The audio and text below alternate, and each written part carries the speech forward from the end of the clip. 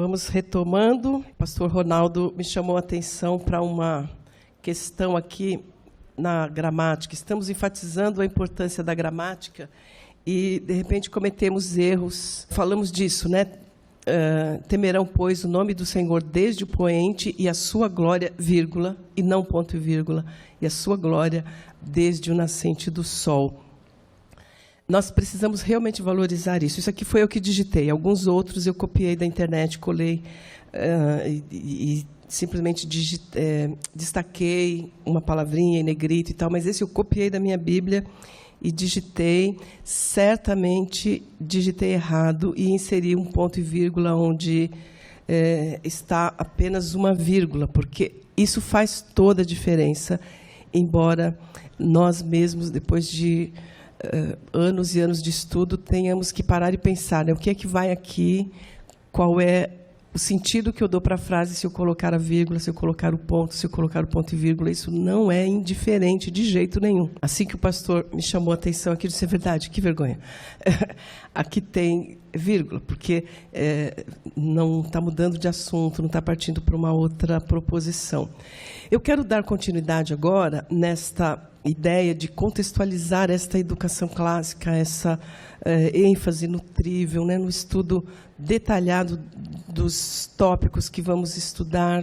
Não dá tempo de mostrar como é que isso era feito. Em Moisés, por exemplo, a gente vê o trivium, lá a gente vê o ouve, aprende, pratica, e outros textos poderiam nos ajudar a ter clareza da importância da palavra. A palavra é enfatizada, a palavra tem que ser ensinada, a palavra tem que ser repetida, inculcada, e só com essa palavra, e nós podemos, sem medo de errar, falar de gramática. Não é uma palavra aleatória, é a palavra de Deus, é a palavra que tem que ser ensinada com o sentido certo, para levar a um refletir certo, a uma lógica coerente e a um praticar, a uma aplicação consistente. Podemos falar disso com tranquilidade. No livro 1 do Trivium, os autores enfatizam que Trivium não é grego e romano, Trivium é uma herança hebraica. Os gregos e romanos desviam, trabalham com estas questões, mas a ideia do logos, que é palavra e que é compreensão, né? Isso está no texto hebreu, e os gregos trabalham com isso de uma forma que depois retorna para o cristianismo. Quando nós lemos no princípio era o verbo, lemos isso em português. Em inglês, in the beginning was the word. No princípio era a palavra e não verbo. A palavra é mais adequada do que verbo, porque verbo para a gente tem uma conotação diferente de palavra, né? Mas é uma palavra que é ação também. Esse logos precisa ser compreendido na sua profundidade. Isso não é simples de explicar com pouco tempo, mas esse logos que é palavra e é lógica, e é razão, e é aplicação, isso não vem necessariamente dos gregos. Os gregos trabalharam isso, mas isso tem toda uma fundamentação hebraica para isso. Nós precisamos estudar muito, muito, muito. O estudo é uma coisa tão ilimitada que quanto mais eu estudo, mais eu me sinto desafiada a continuar estudando. E aí eu começo a entender que não é nenhum exagero quando alguém disse, né, agora eu sei que nada sei. E quanto mais eu aprendo, mais abre uma janela imensa de possibilidades de aprender. Cada livro que eu leio tem 50, pelo menos, outros livros citados em nota de rodapé ou citados lá na bibliografia. E a gente vem num evento desse, eu vou ali na livraria, fico com vontade de levar todos. Já comprei vários livros que eu já tinha em casa. Eu compro aqui, no outro encontro que eu estive aqui, eu comprei 2 livros que eu já tinha em casa. Eu já tinha comprado. A gente não consegue ler todas as coisas dignas de serem lidas, não é? É necessário muito estudo. Nós precisamos parar de perder tempo vendo televisão, vendo futebol, vendo essas coisas, e ler mais para instruirmos e inspirarmos as crianças a lerem. Então, algumas coisas que eu vou falando, eu fico dizendo, isso eu devia ter estudado mais, para ter mais profundidade, para estar falando disso. Muita coisa que eu estou dizendo aqui, eu sei que eu preciso aprofundar o meu conhecimento sobre estas coisas. E quero desafiar vocês a falarem das coisas que vocês já aprenderam. Ontem, assim que eu cheguei, eu escutei alguns rapazes ali na livraria conversando e dizendo um monte de coisa que eu nunca tinha ouvido. Então, vontade de entrar na conversa e dizer, opa, me fala, quem é o autor que você está citando aí? Então, tem gente estudando, tem jovens lendo, falem disso, organizem discussões, façam vídeos, né? Não fiquem esperando assim que quem já está falando fale as coisas que você descobriu. De repente, você descobriu coisas, leu coisas que são suas mesmo, que Deus permitiu que fosse o seu caminho, né? Que você vai trazer essa contribuição para a gente. Para dar continuidade a partir de agora, tentando trazer essa contextualização da relevância do Trivium no contexto histórico e no contexto atual, eu quero pedir ajuda. Eu preciso de 15 pessoas aqui na frente. Vamos ver se nós temos 15 pessoas aí dispostas a virem aqui rapidamente para nós fazermos uma atividade aqui. Rapidamente, cadê os 15? Eu vou pedir para que esse pessoal aqui, esses corajosos colaboradores, façam uma linha do tempo. Então, vamos ver, começando daqui para cá, uma linha do tempo. Onde é que vocês se colocam? Daqui para cá. Isto, Adão aqui. E depois, vamos... Isso, vira aí para verem e vamos achando os nossos lugares. O seu, quem é? João Calvino. Onde é que fica João Calvino? São Patrício. Pode pedir ajuda aos universitários ali. Vamos lá. Adão, Moisés, Platão, Jesus, Clemente. Quem é que você é? São Patrício. Chega um pouquinho para lá, por favor. Vamos levantar um pouquinho para que os participantes possam ver. Tem alguém? Qual é o seu nome? Não, você. Marcos. O Marcos está segurando aqui o João Calvino. Eu perguntei qual é o nome dele, ele disse João Calvino. Então, João Calvino, levanta bem alto aí para ver se você está no lugar certo. Alguém gostaria de sugerir alguma mudança? Pois não? Calvino e Colombo, quem concorda com ele? Calvino e Colombo. Colombo é antes ou depois do Calvino? A maioria está dizendo que Colombo é antes do Calvino. Então, Calvino muda aqui. João Sem Terra, está no lugar certo? Quem? 1215. Temos uma sugestão aqui. Muda João Sem Terra. Hugo de São Victor, depois do João Calvino, será? Opa! Hugo de São Victor, depois do Cristóvão Colombo, tá certo? Cadê os estudantes da educação clássica? Quem está estudando educação clássica deve conhecer o Hugo de São Victor. Onde é que ele é? Depois do Boaventura ou antes do Boaventura? Quem é Boaventura? Quem estuda educação clássica tem que conhecer São Boaventura. Antes ou depois? Ok. Boaventura depois de Agostinho. São Patrício antes do Agostinho ou depois do Agostinho? Quem é São Patrício? São Patrício da Irlanda. Depois de quem? Depois de Agostinho, que ano? Demais, né? Ok, Patrício depois do Agostinho. Clemente, certo. Platão, Moisés. Ok, John Locke, João Amós Comênios, antes do Locke. Por pouco tempo, muito pouco tempo, mas, ok. Eu já falei desse tema, já dei palestra com as pessoas 1h30 aqui, me ouvindo falar, um de cada um. Eu não vou fazer isso, porque nós não temos 1h30 e porque eu quero expandir um pouquinho o final, o depois, né, do Marx. Mas é muito importante nós entendermos a linha do tempo. Eu tive uma dificuldade enorme dentro da Universidade Presbiteriana Mackenzie, lecionando ética e cidadania e usando um vídeo na matéria de Ética 1, Introdução à Ética, um vídeo da Maria Helena Chauí. E o vídeo dizia assim: antes dos gregos e romanos, não havia política, havia poder, não havia lei antes dos gregos e romanos. Aí ela dizia assim, antes dos gregos e romanos havia poder, e o poder estava centrado na figura do governante. A pessoa do governante era o critério para a guerra, para a paz, para a vida e para a morte, para a justiça e para a injustiça. Todos os professores de ética e cidadania dentro do Mackenzie usaram este vídeo, e eu usava e colocava o vídeo e ficava um certo desconforto, né? Porque aí ela ia dizendo que os gregos e romanos inventam o espaço público onde o que vale é a lei e não a vontade do governante, porque antes dos gregos e romanos o governante encarna o poder. E aí ela analisa algumas palavras e aí ela fala que o cristianismo trouxe um problema para a política, porque no cristianismo o governador, o homem, o representante, passa a ser novamente o critério para a guerra, para a paz, para a vida e para a morte, para a justiça e para a justiça.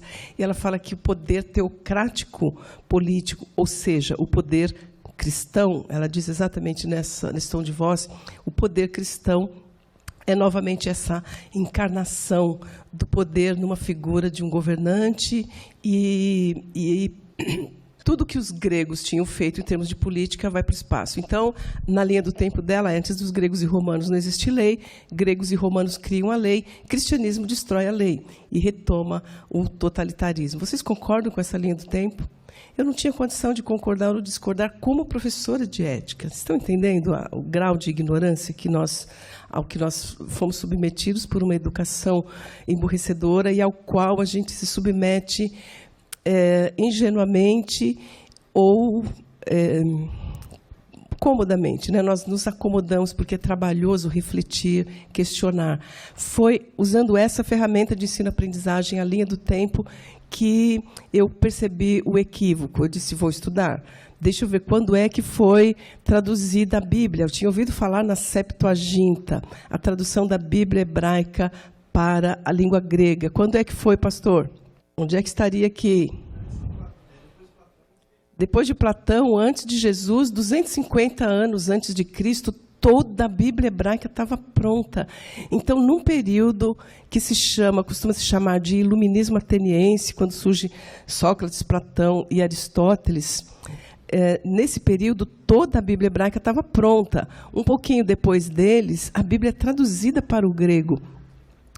Ao descobrir isso, o livro de Isaías, né, os livros todos do Velho Testamento prontos, há umas dificuldades aí de acerto de datas, mas assim, pelo menos 400 anos antes de Cristo, 450, 500 anos, estavam prontos esses livros, todo o Velho Testamento. Isso tudo é ignorado. Quando nós comparamos o que eu ensinava em sala de aula com essa cronologia, nós percebemos que 1000 anos antes desse período chamado Iluminismo Ateniense, quase 1000 anos, nós temos um homem do povo, um profeta, que chega para o rei e diz, rei, e conta uma historinha, o rei diz, esse homem deve morrer, e o profeta diz, esse homem é você.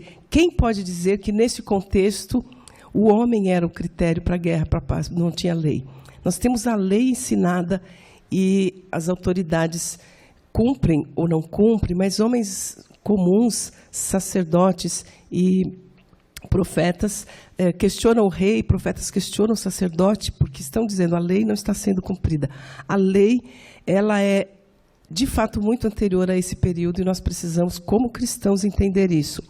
Vamos passar por aqui. Clemente de Alexandria, ele escreve um livro chamado O Educador, colocando Jesus como o centro da educação. E é nesse contexto de Clemente, 250 aproximadamente depois de Cristo, que ele trabalha esse trivium e ele estrutura, organiza esse pensamento em torno da palavra como referência para todas as coisas. E, a partir daí, nós temos o que poderia ser chamado de educação clássica cristã. Não exatamente a partir daí, porque Paulo já está fazendo um tipo de desafio à educação que, se nós formos analisar, tem tudo a ver com o que nós estamos chamando de educação clássica cristã. Paulo fala, criai vossos filhos na disciplina e admoestação do Senhor. Isso quer dizer, do Senhor e não de César. Qual era a consequência de criar um filho de acordo com o currículo de César? poderiam se tornar senadores, poderiam se tornar homens lá, né, do governo. Qual era a consequência possível, não para todo mundo, mas possível para quem fosse educado na disciplina e admoestação do Senhor no contexto de Paulo? Qual era uma das consequências possíveis? Talvez a arena, né? Talvez os leões, mas era essa a orientação: cria o seu filho independente das leis de César, de acordo com a disciplina do Senhor. Agostinho, precisamos estudar Agostinho para entendermos a educação clássica, e não dá tempo mesmo de falar de algumas coisas preciosas. Um livro, o mestre fala da importância da palavra, e tudo girando em torno da palavra. São Patrício não é um educador, São Patrício é um missionário que se torna legislador. Patrício, ele era inglês e ele foi sequestrado com 16 anos de idade, levado para a Irlanda, num contexto onde havia sacrifício humano, e ele foi escravizado durante 6 anos. Foge da Irlanda, vai para a Inglaterra, estuda teologia e volta para a Irlanda, para o lugar do seu cativeiro como missionário. O que tem a ver, Patrício, com isso que a gente está mostrando aqui? O governo de Deus no Éden, Adão, e agora com Moisés, nessa figura que nós temos aí. E essa visão é transplantada para a Irlanda por Patrício. Patrício organiza a nação irlandesa com base na República Hebraica. Muitos nomes, muitas palavras de origem inglês, como o share, Lincolnshire, e vários lugarejos, lugares que têm esse nome de share, tem a ver com um grupo de 100 pessoas, onde houvesse 100 famílias, deveria ter um xerife. E o xerife é o desambiguador, é aquele que conhece a lei e vai tirar as ambiguidades na aplicação da lei. Onde tinha 10 famílias, tinha um representante, onde tinha 50, tinha que ter uma igreja, uma escola. A escola, os pais mandam, mas supervisionam. Os pais é que são os responsáveis de dizer se o professor não está ensinando o que deve ser ensinado de acordo com a palavra.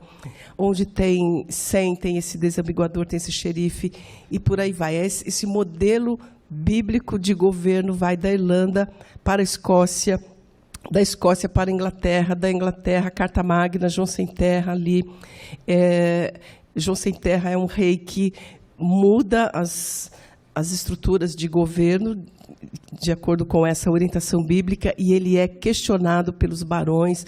Os barões são proprietários de terra, provavelmente líderes desses grupos de 10, de 50 ou de 100. Esses proprietários, eles escrevem uma carta magna com base na palavra de Deus, com base nas Escrituras e no texto de Patrício e do rei Alfredo, que é um rei de 890. E eles confrontam o rei é obrigado a devolver as terras, o rei é obrigado a centrar o governo em famílias, como anteriormente. Mas antes do João Sem Terra, 1215. Aliás, nós vamos ter que passar Boaventura para cá, só porque... Passa Boaventura para lá. Hugo de São Victor, no ano 1127, ele escreve o Didascalion, a arte de ler. Nesse livro, ele enfatiza a importância da palavra, a importância da definição de conceitos. Ele enfatiza a importância da história, da linha do tempo, dos conteúdos, das disciplinas. É importante conhecer a história de tudo aquilo que nós estudamos. Depois do João Sem Terra, que é rei, tudo que ele faz interfere na educação, mas não é um educador, né?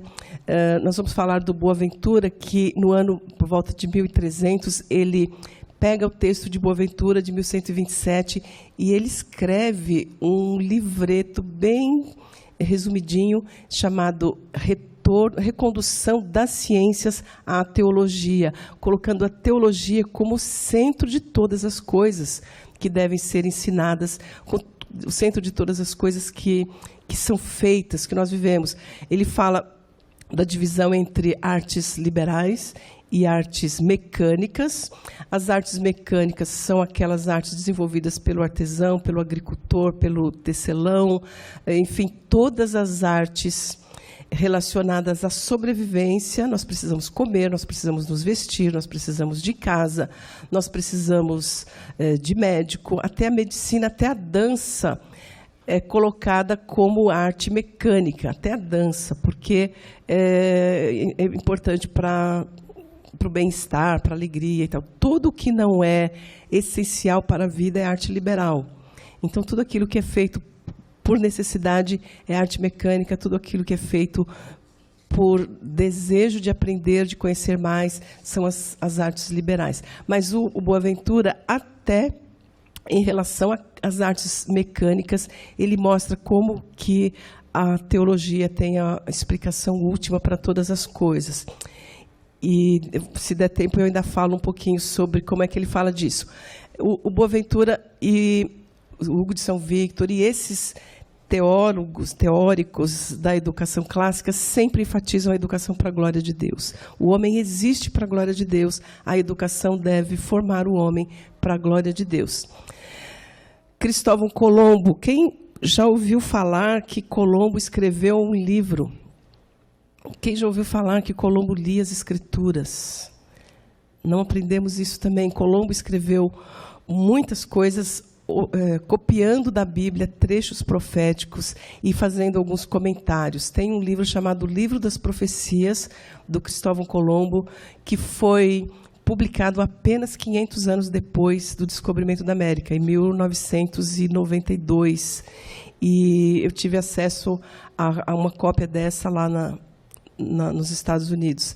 Ele copia trechos de Isaías, Jeremias, e ele cria uma perspectiva enorme de que existem ilhas além do mar, além desse mar conhecido, nós precisamos ir atrás, porque a Bíblia diz, então existe.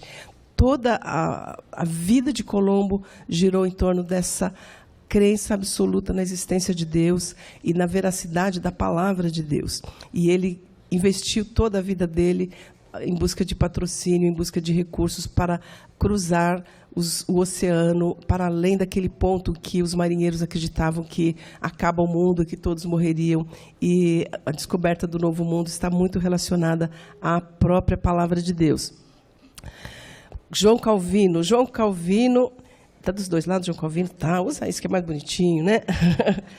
João Calvino, sem falar muito aqui do papel dele como reformador religioso, ele é um reformador educacional, e o grande desafio da Academia de Genebra era aplicar a educação clássica para todas as pessoas, popularizar a educação clássica, levar as crianças das famílias comuns, dos camponeses, de todas as pessoas que conhecessem o Evangelho, a conhecerem de verdade a palavra, a lerem bem, a terem acesso à gramática em latim e em grego. E existem alguns historiadores que dizem que os meninos de Genebra falavam como os doutores da Sorbonne, porque eles aprendiam em profundidade essa gramática para poderem aprender a lógica e a retórica e depois continuarem estudando as outras disciplinas. João Amós Comênios nasceu em 1598 e escreveu a Didática Magra. Aqui tem um ponto de transição. Agora tem alguns livros detonando Comênios, né? Algumas pessoas falando muito mal do Comênios, mas o Comênios ele organiza toda a didática, usando Calvino como referência, usando Melanchthon como referência, e também nessa ideia de popularizar a educação, né? de popularizar no sentido de fazer a educação chegar a todas as pessoas, um pouco diferente da educação clássica, centrada nas artes liberais, que era para aquele que não precisa estudar para ter uma profissão. O sapateiro vai aprender a sua arte de sapataria, o tecelão e tal. Só aquele que tem tempo, aquele que quer estudar para iluminar o seu entendimento, a sua mente, para conhecer mais a criação, para conhecer mais o Criador, só esse gastava tempo com as artes liberais, com a gramática, lógica e retórica.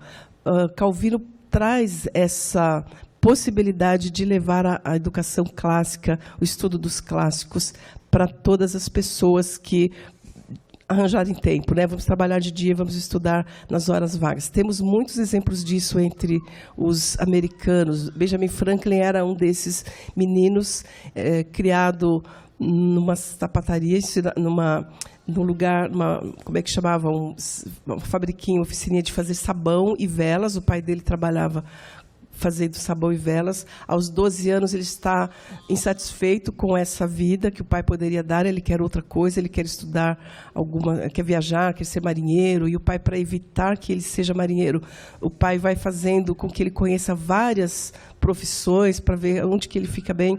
E ele vai trabalhar com um irmão, sendo ajudante de um print shop, a gente poderia dizer que numa gráfica, né? E ele arranja tempo para ler. Ele começa a fazer 1000 artifícios para ler tudo que é possível, tudo que lhe cai à mão.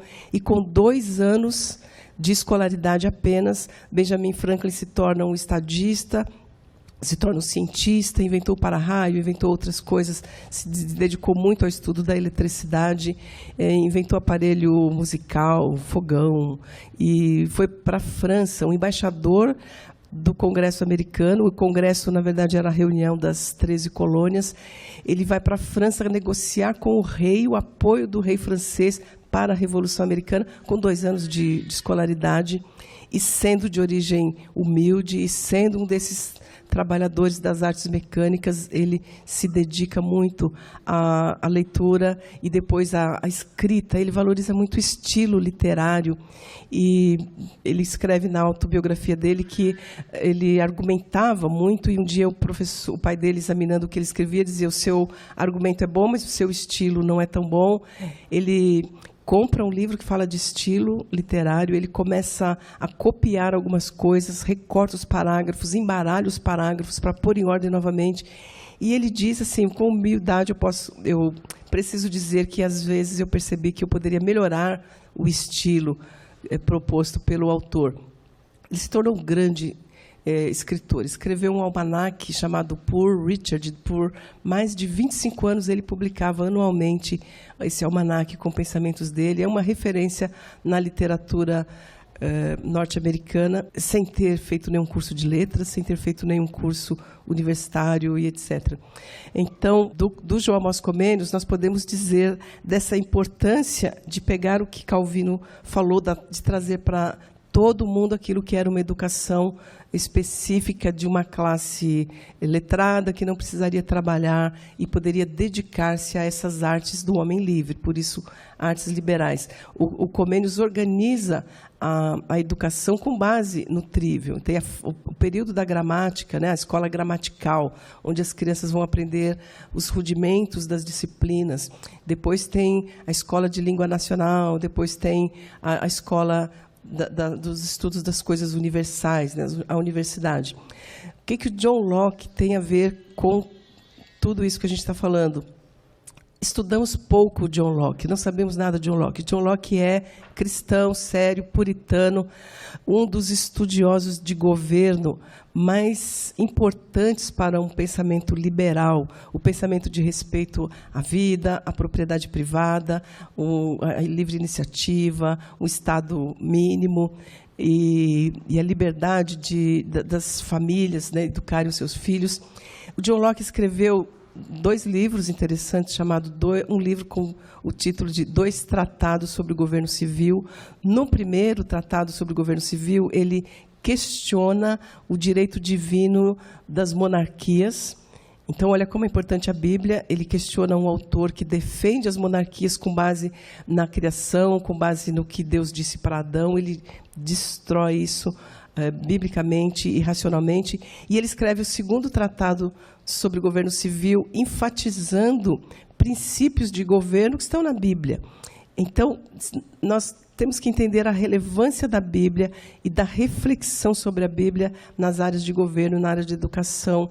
E até aqui, John Locke, depois dele, até 200 anos atrás, nós tínhamos a educação centrada na família e na igreja. Até 200 anos atrás. É muito recente a criação da escola estatal.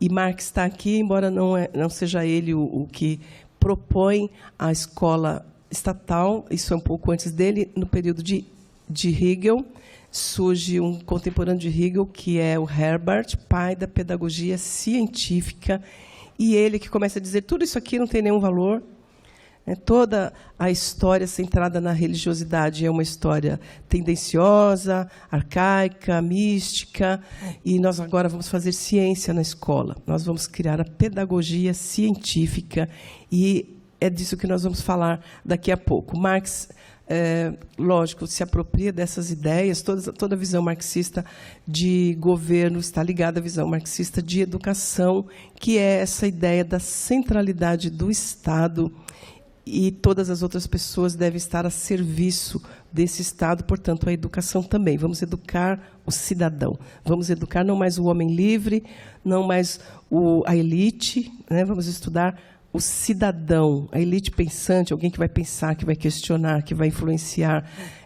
Tudo isso é colocado sob suspeita, e nós vamos estudar todo mundo para ser todo mundo igual, só que não é um igual para cima, é um igual para baixo, é o nivelamento das massas que possam permitir um Estado total.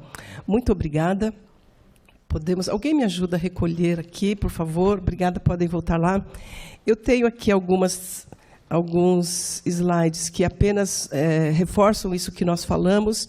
Jesus como centro da história, aplicação da lei, depois com São Patrício, aplicação e organização do governo na Irlanda, com base no que Moisés tinha escrito. Tem um livro interessante que eu conheci através do pastor Franklin Ferreira, que é esse, Como os Irlandeses Salvaram a Civilização. Conta um pouco da história de Patrício e conta como foi lá na Irlanda que foram preservados muitos manuscritos que foram destruídos no período das invasões bárbaras, né? O Patrício, ele evangelizou o rei da Irlanda, ele evangelizou milhares de pessoas, ele construiu, edificou mais de 300 igrejas, mais de 120 mil pessoas convertidas.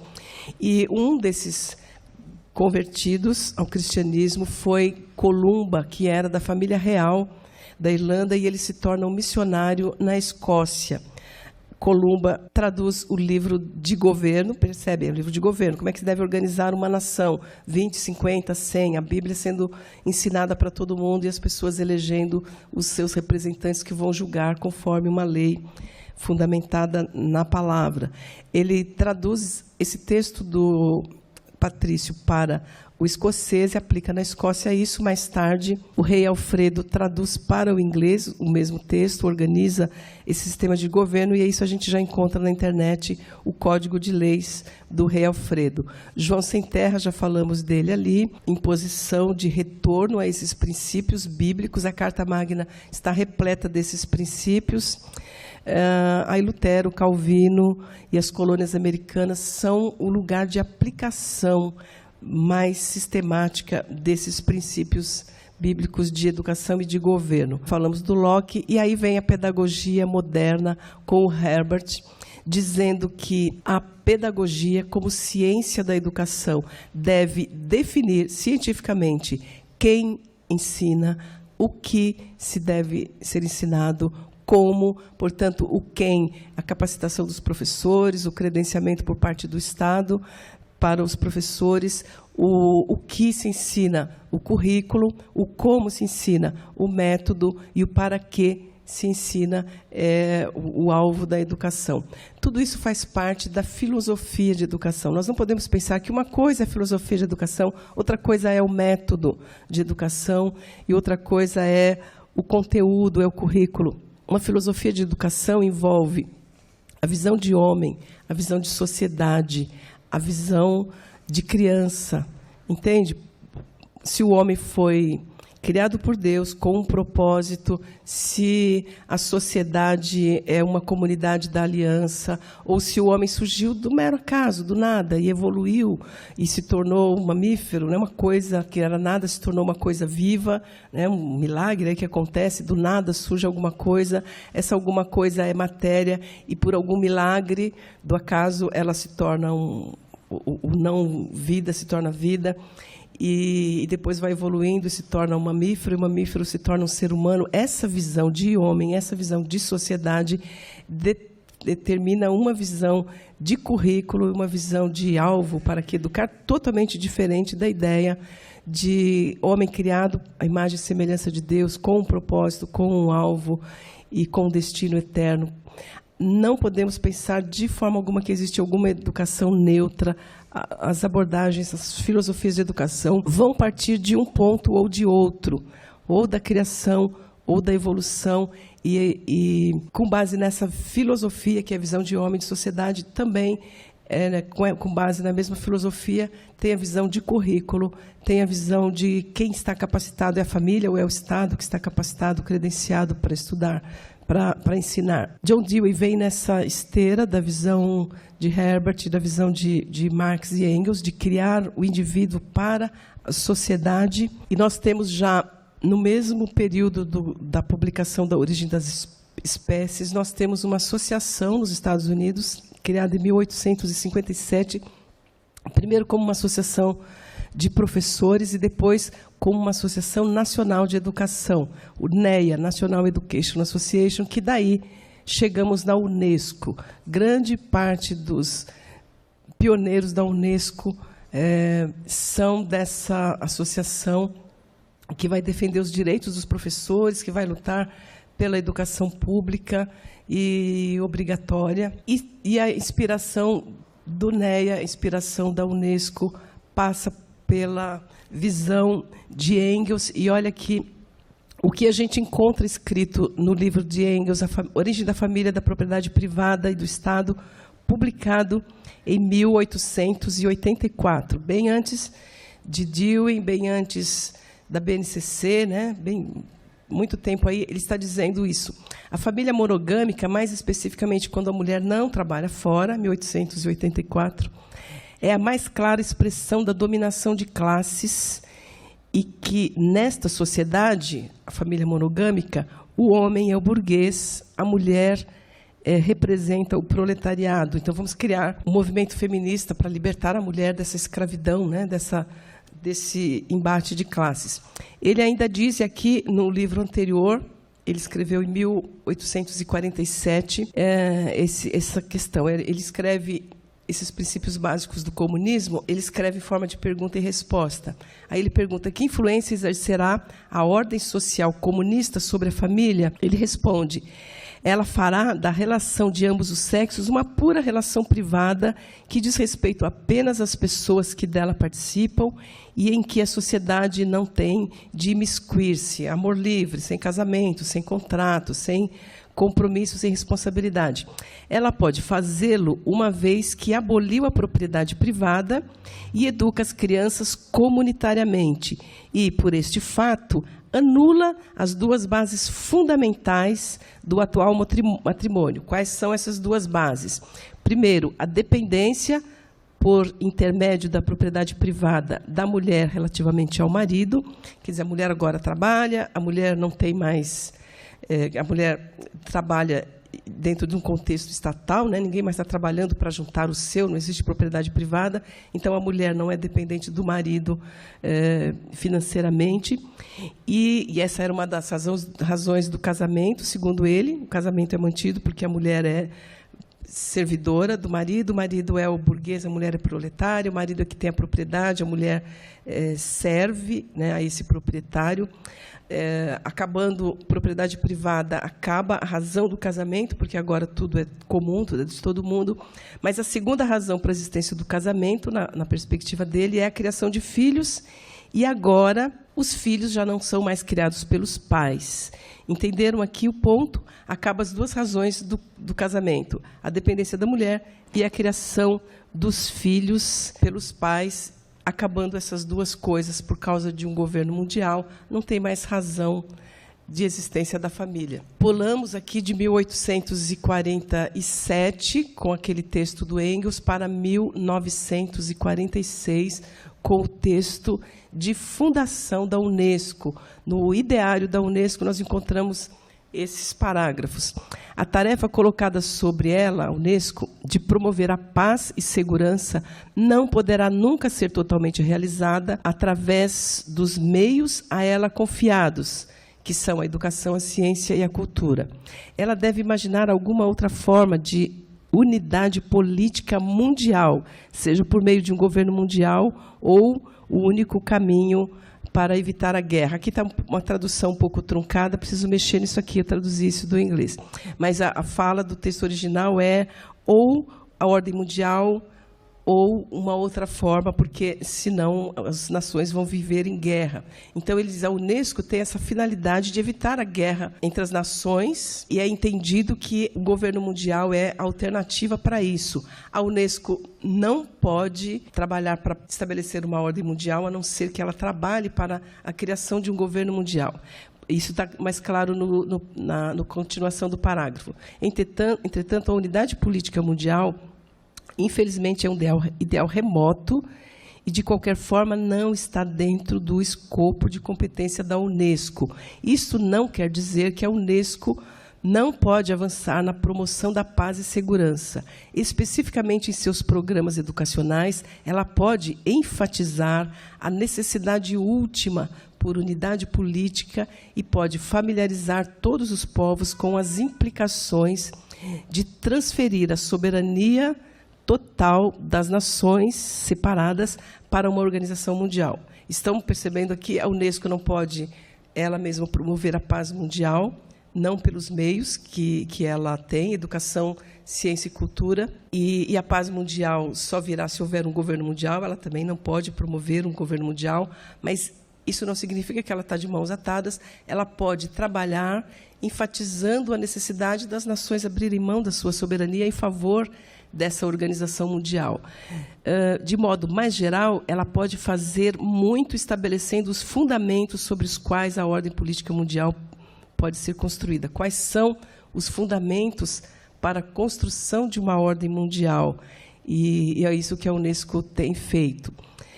Aqui um livro que fala muito disso, o Deliberate Dumbing Down of America, que mostra como muitos documentos, é um livro de 700 páginas, está na internet em PDF, mostra documentos de todos os tipos, né, desses documentos da Unesco e documentos de planos de educação que vão trabalhando para que as nações abram mão da sua soberania. Para que aconteça isso, as famílias precisam ser esvaziadas, não tem mais a educação da família, os princípios da família, tem os princípios da sociedade, e os princípios da sociedade local também precisam ser abolidos em função dos princípios universais, dos princípios que organizam essa sociedade global.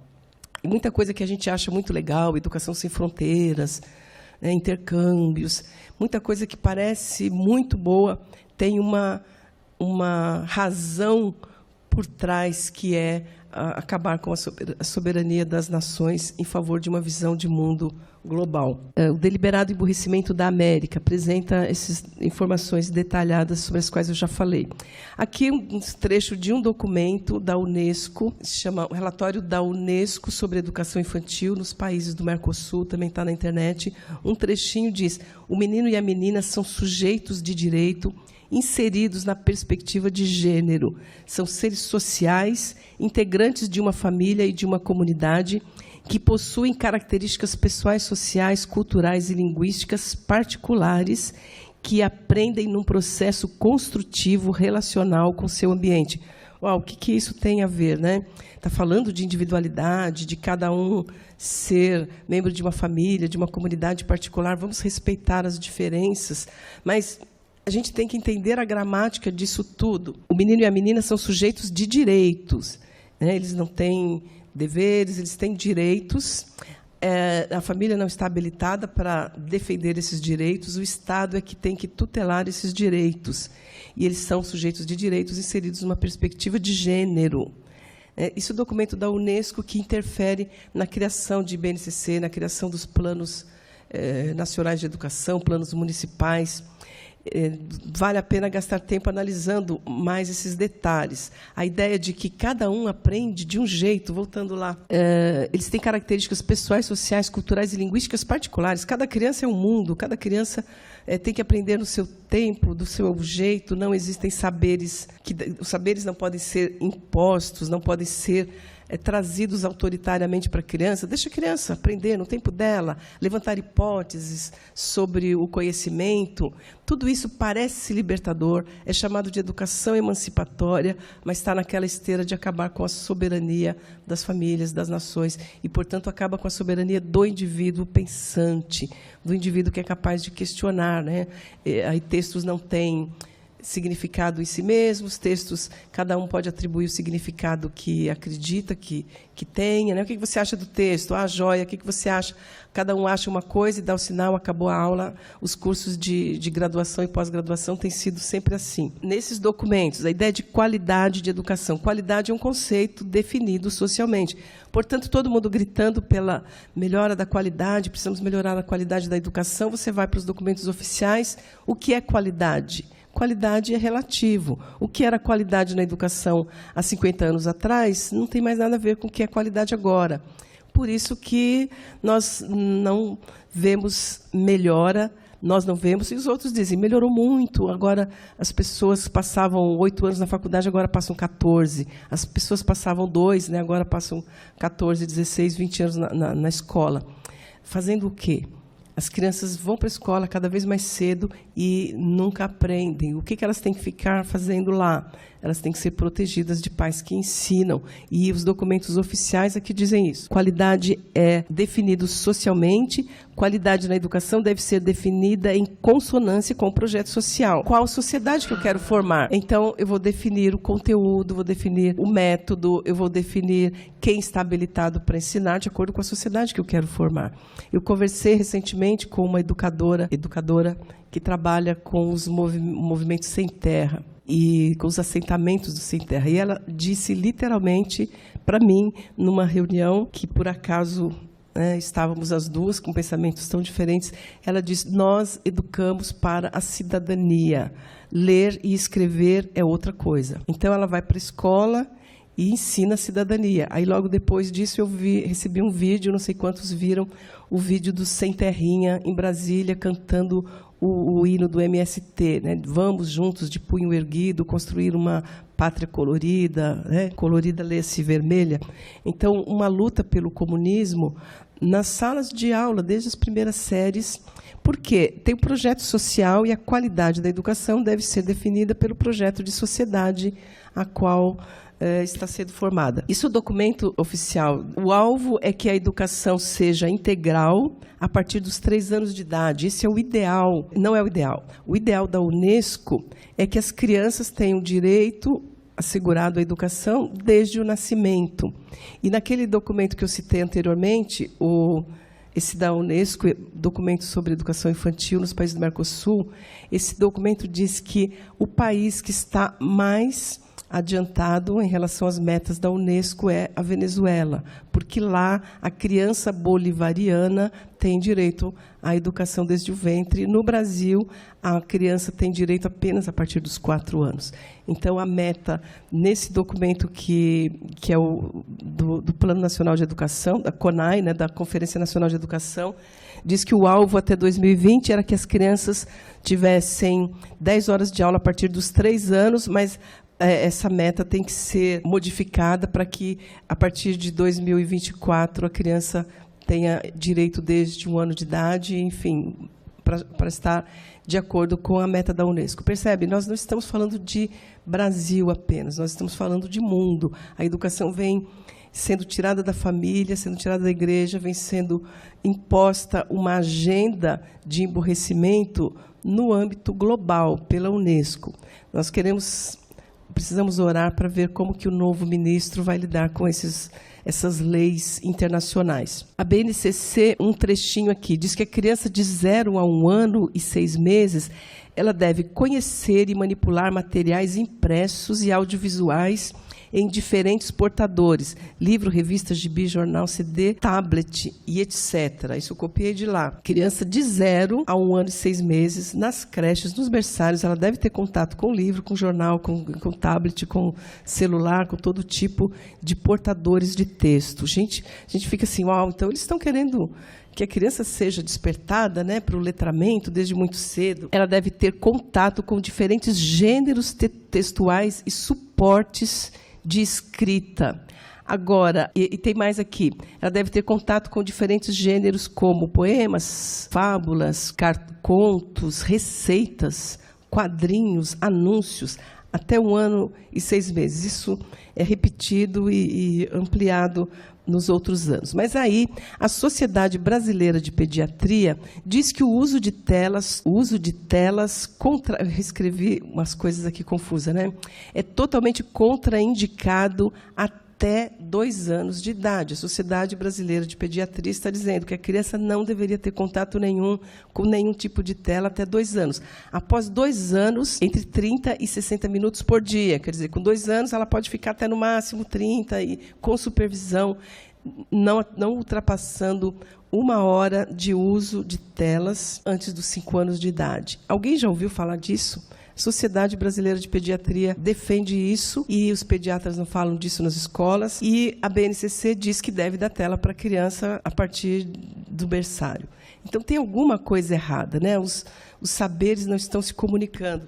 Olha o que essa pesquisa diz, da Sociedade de Pediatria. O uso constante de tela provoca atrofia do córtex cerebral, com possível diminuição de receptividade de informações sensoriais, visão, audição, tato, olfato, paladar, pois acabam menos estimulados durante o uso da tela do que as outras atividades. A criança está olhando, eleva os meus olhos para os montes, né? De onde me virá o socorro, está decorando um versículo, está aumentando a sua esperança no Senhor, está contemplando a natureza, está valorizando o local onde está. Não, ela deleta tudo que está ao seu redor, toda a beleza, toda a possibilidade de relacionar o contexto onde ela vive com a palavra de Deus, e vamos olhar num desenho animado que está todo mundo assistindo. Aí as crianças lá no berçário, lá na escola, cara, inclusive, a mesma coisa, nivelamento mesmo. Vamos colocar um desenho da Peppa, que está chamando o papai de bobinho, né, que está desvalorizando a figura masculina, e, além da mensagem em si, está inibindo esse desenvolvimento natural de regiões cerebrais. Bom, aqui uma figura da educação clássica e uma figura da educação contemporânea, né? Na educação clássica é uma coisa muito mais pessoal, e aí a gente consegue trabalhar com o significado das palavras. Mãe, o que é isso? Mãe, a criança não pergunta, a criança pergunta e a mãe explica, e vai pegar um livro e vai mostrar, e vai relacionar uma coisa com a outra, e a criança vai desenvolvendo uma capacidade de interpretar outras coisas com base naquilo que ela já aprendeu. Aprendeu uma coisa agora, se torna referência para olhar para as outras, para dar significado, para entender o significado das outras coisas. Ou essa educação, de fato, massificada, né? Leva a plantinha ali com um brotinho ainda e elimina toda a possibilidade de crescimento, né? Vai mutilando a criatividade, a individualidade da criança. Qual é a diferença entre as crianças de 250 anos atrás e as de agora? Aqui uma figura do Alexander Hamilton, que é uma das pessoas, um dos founders, assim como Benjamin Franklin e John Adams, os grandes homens que criaram uma nação das 13 colônias subservientes à Inglaterra. Eles transformaram em 13 estados que compunham uma nação. Primeiro, 13 estados livres. A libertação, a independência americana, em princípio, não tinha a intenção de formar uma nação, eles só queriam liberdade. Terminada a Guerra da Independência, cada colônia continuou levando a sua vida por 2 anos. A França estava pronta para mandar 13 embaixadores, um para cada colônia, e eles decidiram criar uma nação, entrar em aliança por um governo que desse apoio, referência, ensino, algumas coisas, preservando a liberdade de algumas, preservando a liberdade em alguns estados e mantendo a unidade em outros. Por isso que leis que valem no estado não valem em outro lá naquele país. Esses homens brilhantes, num livro sobre a biografia de James Madison, conta a biografia dele, diz que nunca, em outro contexto da civilização, houve um grupo tão heterogêneo em termos de erudição, de sabedoria, de conhecimento, como esses founders.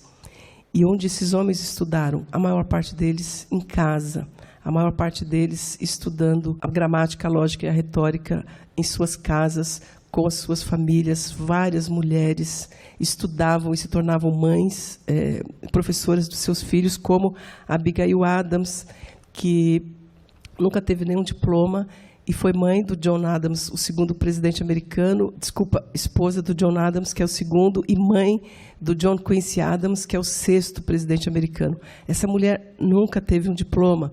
E aí a gente estuda nos livros de história da pedagogia que depois da educação moderna, da educação pública, que dá educação para todo mundo, a educação foi ampliada porque as meninas não tinham acesso à educação antes da pedagogia científica, os meninos pobres não tinham acesso à educação. Dizer que isso é verdade é dizer que Benjamin Franklin era analfabeto, não era educado, é dizer que Abigail Adams era analfabeta, mas eles estudaram o suficiente para lerem e escrever, e depois foram atrás da educação por si mesmos e se tornaram grandes influenciadores nas suas gerações. O Alexander Hamilton é um exemplo interessante, porque ele tem nada a ver com aquela ideia de que só tinha educação quem era da elite.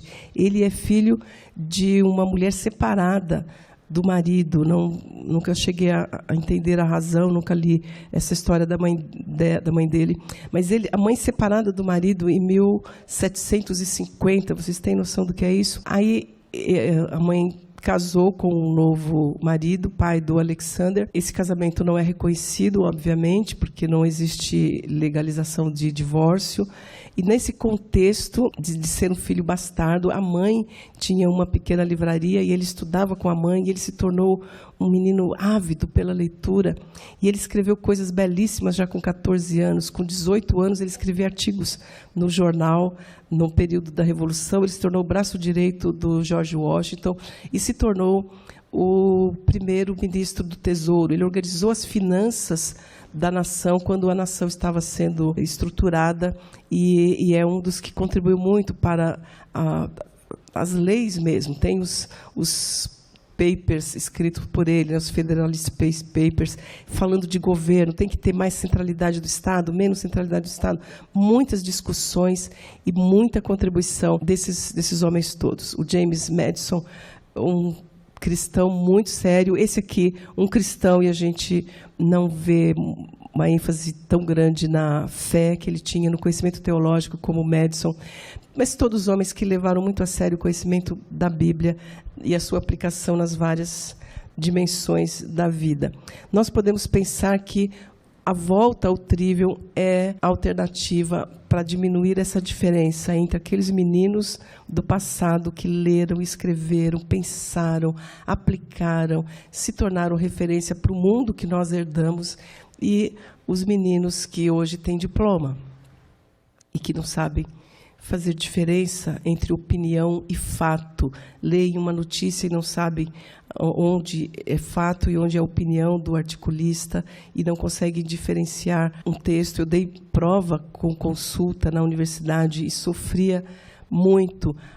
Escrevia na prova com consulta não é cópia. Cópia do texto será considerada a resposta errada.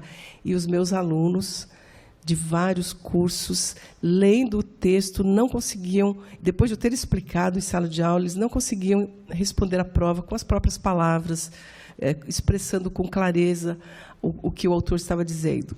Ou copiavam literalmente, ou, ao tentar escrever com as suas palavras, dizia uma frase que contrariava a anterior, e ficava aquele emaranhado de palavras sem sentido, e eu sofria muito para corrigir isso, para atribuir nota a isso, né? Essa é uma das razões pelas quais eu saí da universidade, né? É muito doloroso hoje em dia atribuir nota para os alunos. Eles reclamam da nota que você me deu, né? Da nota que eu tirei, né? Por que você me deu essa nota? Não, eu te dei, essa é a sua nota. Não deveríamos estudar para ter nota. Aqueles meninos do passado estudavam por sede de conhecimento, puderam ser brilhantes, apesar de não terem diploma. Nós temos muitos diplomados hoje e muita incompetência em todas as áreas. Bom, essa era a minha fala. Espero ter, pelo menos, mostrado a importância de retomarmos uma educação clássica, de retomarmos uma educação que liberta, não é uma educação que massifica, que empobrece, que nivela por baixo. E estou aqui à disposição. Estou aqui louvando a Deus por ter conseguido falar até aqui, né? A minha garganta me permitiu chegar até aqui, glória a Deus por isso, mas ainda consigo falar um pouco mais se tivermos perguntas. Todos ouviram a pergunta, né? O microfone não estava funcionando, mas eu ouvi bem aqui. Eu acredito, sinceramente, que essa eleição foi um milagre. É resultado de muito esforço também, né? De muitas pessoas como vocês aqui, que estão pensando numa nova perspectiva de país, uma nova perspectiva de educação, de governo. Muito empenho, muita oração, muita gente de joelhos nas madrugadas. Eu recebi muitas informações de pessoas que estavam clamando a Deus, com base no que a palavra de Deus disse: o meu povo, que se chama pelo meu nome, se humilhar e orar e se converter dos seus maus caminhos, eu ouvirei do céu, perdoarei seus pecados e sararei a sua terra. Eu orei muitas vezes pensando nisso, falando disso, dizendo: Deus, não permita que o Brasil tenha que ver o que nós estamos prevendo, não por previsão, não por profecia, mas por história. Não deixa que as pessoas precisam ver para entender que nós estamos falando a verdade. Porque muitas pessoas que me ouviram em alguns momentos disseram que eu sou alarmista e por aí vai, né? Principalmente em termos em relação à educação. E que há uma educação de norte a sul, de leste a oeste do Brasil, uma educação marxista há muito tempo, formando militantes e não formando médicos, engenheiros e tal, e que se o Brasil caísse nas mãos desse governo agora, talvez não houvesse possibilidade de retroceder. Talvez o que acontecesse seria a ideia de que agora nós somos um governo legitimamente eleito pelo povo, podemos fazer o que quisermos. Aliás, nós ouvimos isso ser dito, né, em alguns vídeos com muita clareza, né? Não se brinca com a democracia. Depois que formos eleitos, aí vai acontecer isso. Ora, quem se atreve a chamar de democracia o totalitarismo? Aqueles que sabem que o povo não sabe fazer diferença entre uma coisa e outra. Quem chama o que acontece em Cuba de democracia, ou realmente não conhece nada, ou está muito mal intencionado, apenas querendo levar as pessoas a pensarem que estão lutando por uma coisa enquanto estão lutando por outra completamente diferente. Os analfabetos funcionais estão bem a serviço disso. Mas a tua pergunta é: e agora, né? E agora? Nós estamos diante de uma grande possibilidade, pelo menos, de falar disso por aí com mais liberdade. Eu não sei se eu conseguiria falar dessas coisas se o resultado da eleição fosse outro. Não sei se eu conseguiria continuar falando, né? Nós temos um ministro que conhece bem a história do Brasil, conhece bem a história de governo, conhece bem as intenções, né, dessa polarização. Ele vai precisar de muita ajuda, né? Ele vai precisar de muitas pessoas para assessorá-lo, e nós temos comprometimentos internacionais. Tem muitos documentos assinados com fornecedores de materiais e financiamentos, Banco Mundial e uma série de questões, que é um caso muito complicado, né? Não sabemos o quanto ele consegue retroceder, mas eu tenho esperanças. Eu tenho esperanças que pessoas serão levantadas, né, nesse contexto para fazer diferença, e aproveitem, eduquem os seus filhos, eduquem seus sobrinhos, aproveitem oportunidades de abrir os olhos, né, daqueles que ainda estão com os olhos vendados, e nós vamos conseguir fazer diferença. Eu vou aproveitar esse momento, senão eu esqueço. Alguém poderia trazer para mim uma cartilhazinha da Andapef? Nós estamos...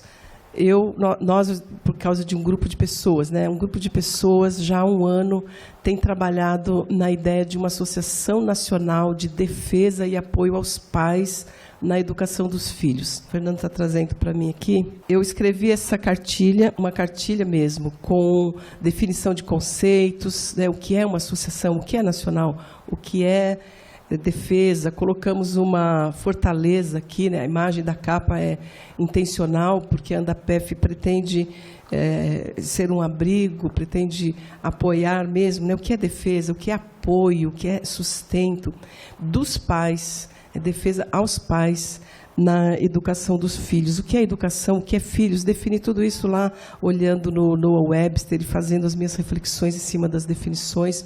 E colocamos aqui quais são os ministérios da Andapef: Ministério de Apoio Jurídico, de Apoio Filosófico, de Apoio Metodológico. O que nos levou a pensar isso foi a necessidade de instrumentalizar, não gosto dessa palavra, mas capacitar os pais para identificarem conteúdos no livro didático, no desenho animado que a criança está assistindo, na música, no livrinho que recebe de presente. O pai precisa, os pais cristãos principalmente, precisam olhar e saber discernir o joio do trigo. Os pais cristãos estão dando para os filhos veneno, porque não conseguem discernir esse conteúdo todo que está ali. E aí as crianças crescem e vão para a faculdade, e aí é tarde demais. Há milagres, há conversão, há ação sobrenatural, mas Deus nos mandou ensinar desde pequenininhos, não é? Aliás, lembrando João Amós Comênios, ele diz que é possível um homem idoso ter a sua mente transformada, e ele cita Nicodemos, mas ele diz que isso é um milagre, né? Quando Jesus fala que é necessário nascer de novo, e aí tem uma mudança de mente, ele diz que isso é milagre, e ele fala esperar milagres, quando nos são dados os recursos para prevenir o mal, é tentar a Deus. Então nós não podemos educar os nossos filhos de qualquer jeito e acreditar que lá na frente Deus vai fazer um milagre e eles se converterão ao caminho do Senhor. É a responsabilidade dos pais ensinar a criança no caminho. Então a Andapef está surgindo agora, fizemos uma assembleia de fundação, um estatuto, que está ainda em fase de finalização do registro, e cremos que também isso foi providencial. Deus nos permitiu criar essa associação antes de vislumbrarmos nessa abertura que teremos com o novo ministro, com o novo governo. Muito trabalho pela frente. Aqueles que tiverem interesse em conhecer mais, a cartilhinha da Andapef está à venda ali, R$10, para arrecadar recursos já para a associação. E eu tenho viajado pelo Brasil afora, dando palestras e cursos para pais, para professores, para igrejas. Creio que Deus vai levantar outras pessoas para fazerem o mesmo, fazerem outras coisas. Bom dia, meu nome é Fernando. Uma dúvida, né? Assim, a senhora, mais cedo, logo acho que no começo, a senhora mencionou o Paulo Freire, né, que é o patrono da educação brasileira, mas de uma forma mostrando como o próprio sistema educacional contradiz, né, algo que ele apresentava. Então, minha questão é mais assim, atualmente a gente, de uma certa forma, está abrindo os olhos, né, para essa realidade que antes era engolida, né, que o cara era um ídolo, né, e agora parece que está sendo desmascarado, mas, por outro lado, parece que existe algumas coisas que podem ser aproveitadas no que ele diz. Aí eu queria saber a opinião da senhora nesse sentido, sobre a figura do Paulo Freire e o que talvez possa ser aproveitado no discurso dele. Então, eu acho muito difícil falar o que pode ser aproveitado. Eu acho assim que há uma falta de lógica, né, no pensamento dele. Essa lógica assim, de dizer, estou dizendo isso, portanto, isso tem consequências.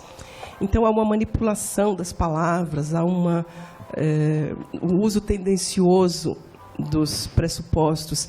Então, o que eu disse é que eles dizem uma coisa e depois eles fazem o contrário, mas não que aquela coisa que eles dizem é boa em si. Eles dizem aquilo questionando o sistema tradicional para os estudantes de pedagogia, de um modo geral. Todo mundo que está estudando essa linha entende que tudo que era educação tradicional é ruim, tudo que é educação moderna é boa.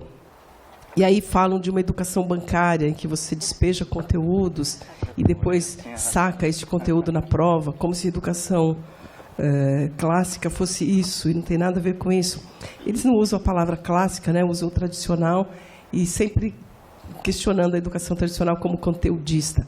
Aí abrem para uma coisa chamada a educação construtivista, e o aluno é que vai construir seu próprio saber. Não existem saberes diferentes, não existem saberes melhor ou pior, mas são saberes diferentes, mas impõe um saber. Quer dizer, o Enem é uma imposição de um saber que vai nivelando por baixo. Então, vamos fazer o Exame Nacional do Ensino Médio e vamos ver se todo mundo aprendeu aquilo que a gente quer que eles aprendam. O que é que queremos que as pessoas aprendam, se não existe saber melhor ou pior? Por que definimos como essencial ler este livro e não aquele? Ninguém mais lê Machado de Assis, ninguém mais lê os clássicos, de um modo geral, são desconhecidos agora, né? As pessoas leem o quê? O que os meninos estão lendo? Trechos de de fragmentos de reportagens que estão nas apostilas dos cursos, porque a apostila que é dada pelo governo, é paga pelo pai na escola particular, tem todo o saber ali. Quem diz que esse saber é melhor do que estudar o original, entende? Fragmentos, partindo... esqueci a expressão aqui, os referenciais, os parâmetros curriculares nacionais, os PCNs, já desde 1990, que dizem que tudo deve ser aprendido a partir do texto. Isso é método, envolve conteúdo também. Você vai ensinar crase para a criança, você não define crase e depois mostra como aplicar. Você mostra um texto e manda a criança circular a crase, manda a criança pintar o ponto final, manda a criança... É ridículo, absurdo. Então, parece sim que não tem um saber melhor, mas o saber erudito é ruim. Não tem um saber melhor ou pior, mas o saber, o dizer que existe certo e errado em termos de gramática, é autoritarismo. E aí a gente impõe um saber que é medíocre, né? Um saber que é... Vamos impor a aula de música. Que bom! Aula de música obrigatória. Vamos ensinar Beethoven para as crianças? Não. Precisamos valorizar o saber local. Então, vamos ensinar o funk para a criança, né? Onde ela está. E é muito incoerente, eu não consigo ver como aproveitar o que ele diz. Eles dizem e manipulam o que estão... É tal dialética, né? A dialética é isso. Uma verdade contrapõe-se uma outra e a gente chega no meio termo. E eles não têm nenhum problema de dizer uma coisa agora e contradizer totalmente ali na frente para chegar no meio termo onde eles querem.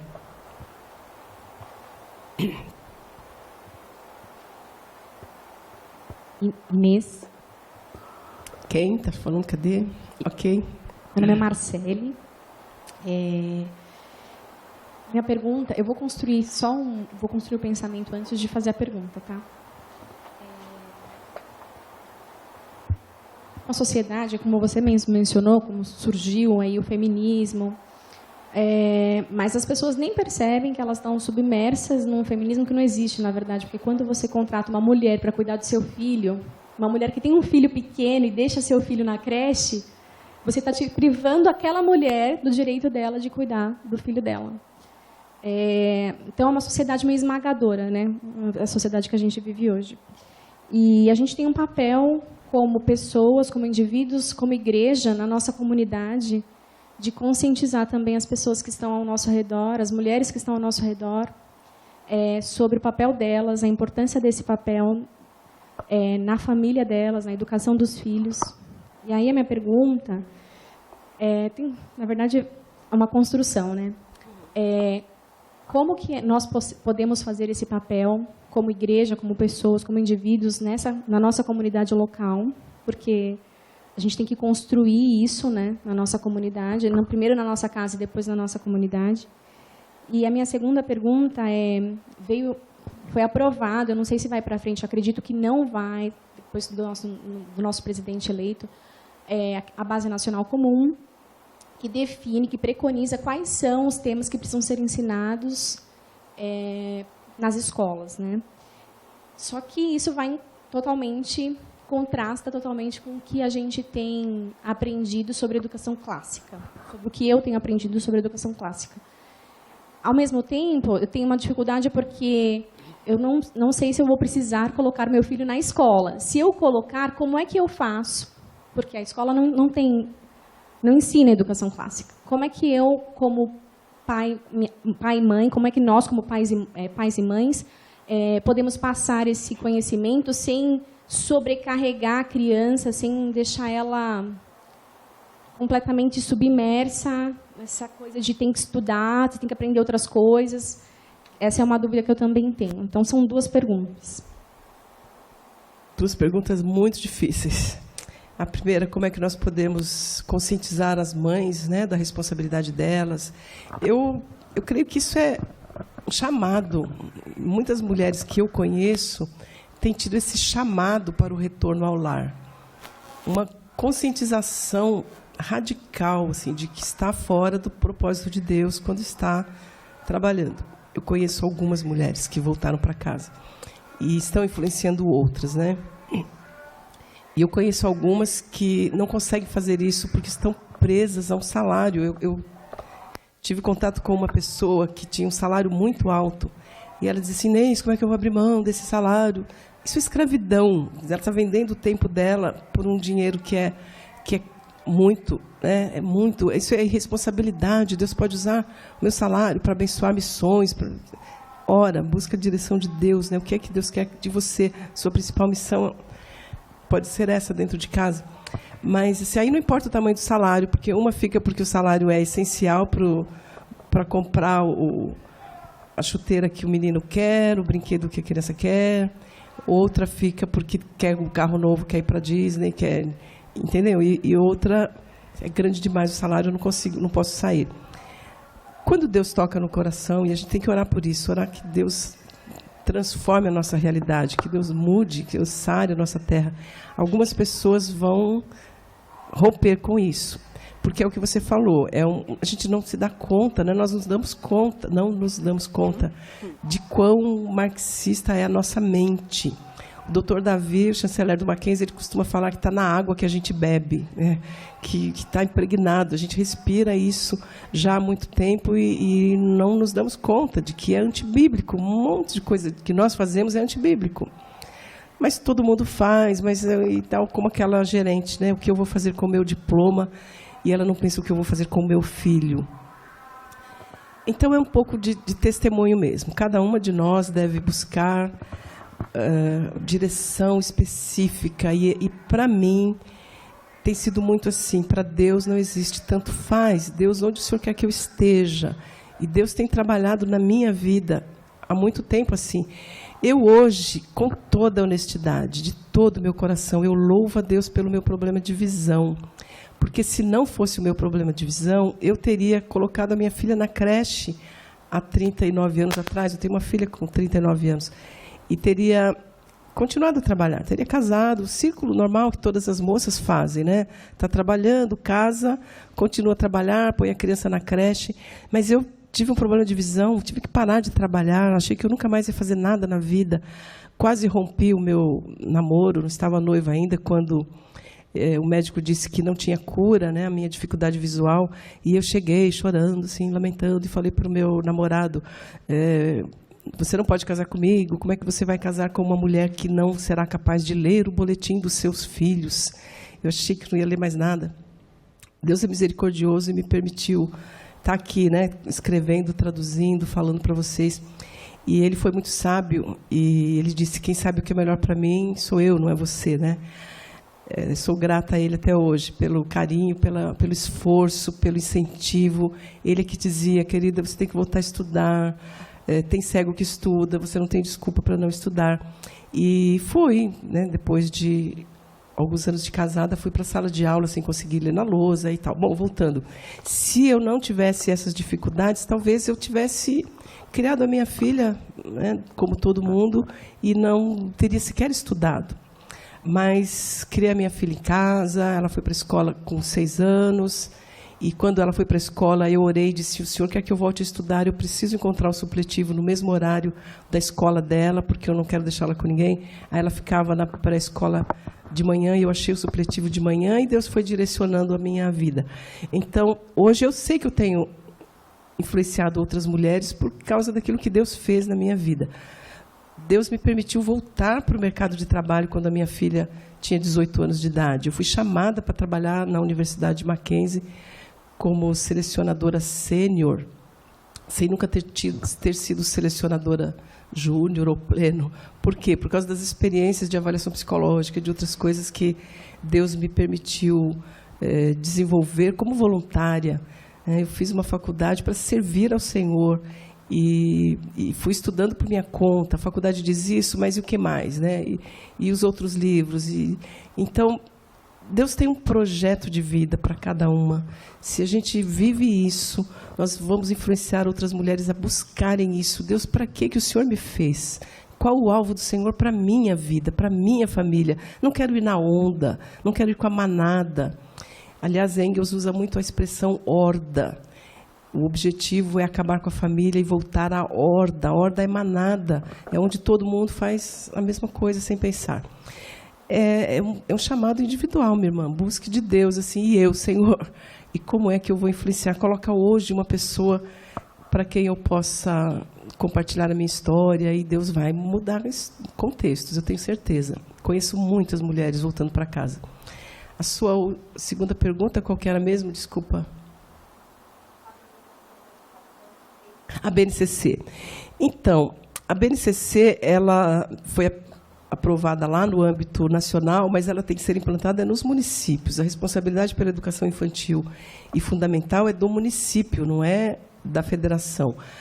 E eles sabem disso. Por isso, eles estão indo nos municípios e falando, e ensinando. O maior problema nosso, pais e nossa igreja, é a ignorância. Quem já leu a BNCC? Quem já leu um trechinho da BNCC? Levanta a mão.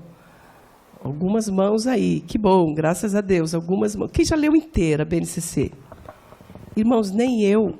Tem 400 páginas, eu consegui ler 300 páginas, grifando. Baixei um aplicativo de leitor de PDF e vou fazendo comentários no PDF.